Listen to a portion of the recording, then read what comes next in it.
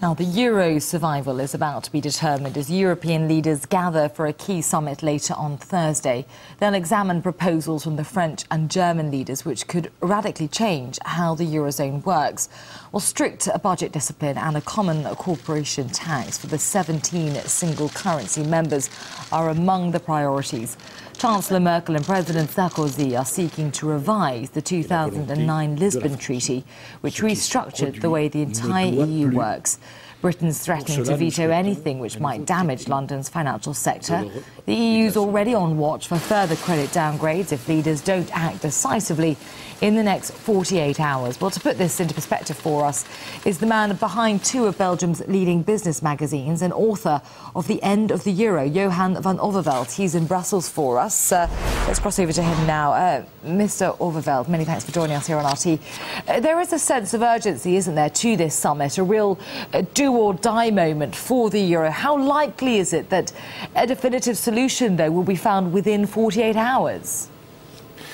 Well, let's step back a little bit at this moment. In order to save the euro in a structural way, we need to have a real powerful political union. That is not possible at the moment. So the second best solution that can eventually be achieved is a number of binding agreements with automatic sanctions.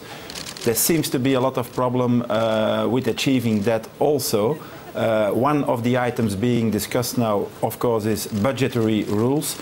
And it seems to be on the table that everybody agrees on the imposition of tougher budgetary rules. But the big question is whether we will have automatic sanctions when countries are not following the rules, which means that countries, member states of the Eurozone, must accept a loss of national sovereignty, and France and a lot of other countries don't seem to be prepared at this moment to take that step.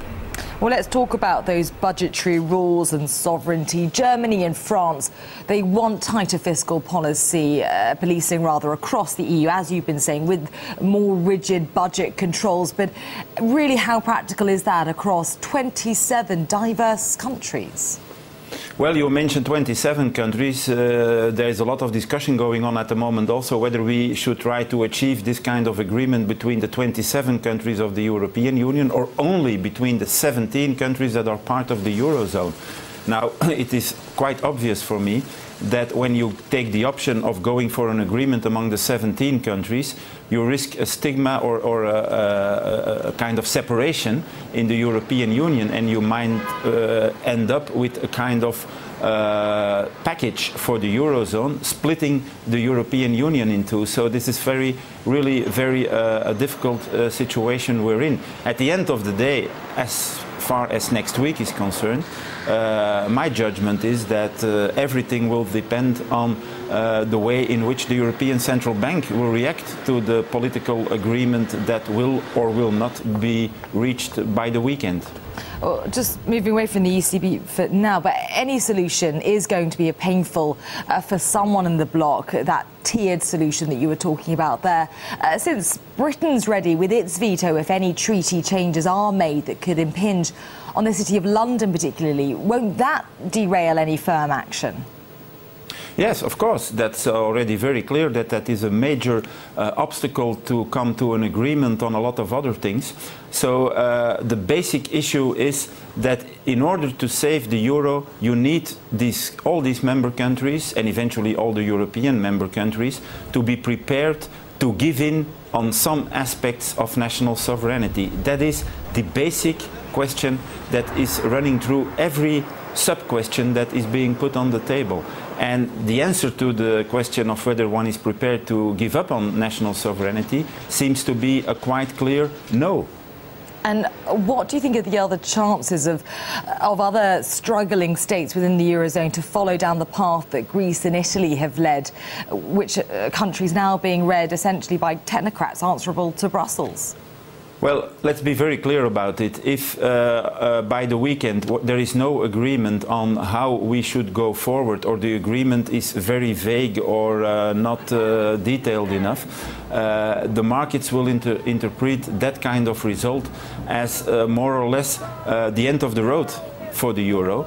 And at that point in time, we will have a real existential crisis of the Eurozone, which means that in a very short period of time, also Germany will come under pressure.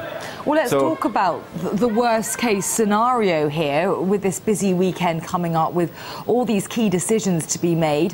What are the real possibilities, do you think, that of all members deciding that simply the best option now is to wind up the single currency or at least to expel the weak members?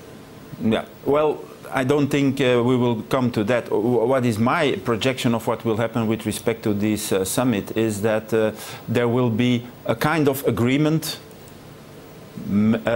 put on the table, and as the word agreement explicitly implies, agreed upon by the member states, that will be just enough to allow the European Central Bank to start increasing its interventions.